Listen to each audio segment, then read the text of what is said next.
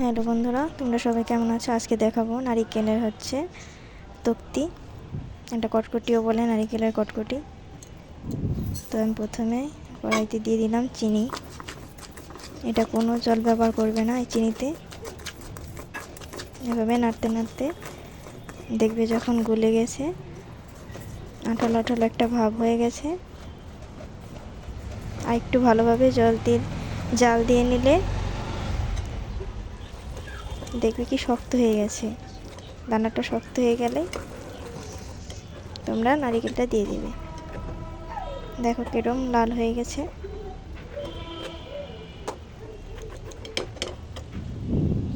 আমি হাতে করে দেখাচ্ছি, এই দেখো শক্ত হয়ে গেছে। ঠিক তখনই নারিকেলগুলোকে দিয়ে দিতে হবে।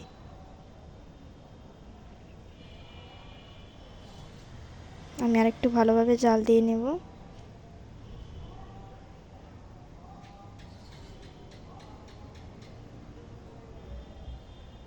আর এখানে আমি তেল ব্রাশ করে নিয়েছি। ভালোভাবে এটাকে আমি সমান লেবেল করে নেব। আর বন্ধুরা সবাই আমার চ্যানেলটিকে অবশ্যই সাবস্ক্রাইব করে দিও। যদি ভালো লাগে অবশ্যই একটা লাইক দিও, কমেন্ট করো, শেয়ার করো। আর বাসায় অবশ্যই এটাকে ট্রাই করে দেখবে।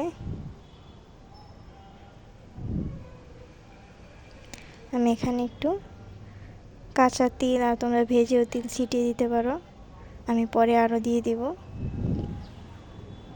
এটা শুকানো পর্যন্ত অপেক্ষা করব। ঠান্ডা হয়ে গেছে, দেখো কিভাবে উঠে গেছে। এটা পুরোপুরি শক্ত হয়ে গেছে। এখন চাকু বা কেচি দিয়ে তোমরা কেটে নিতে পারো।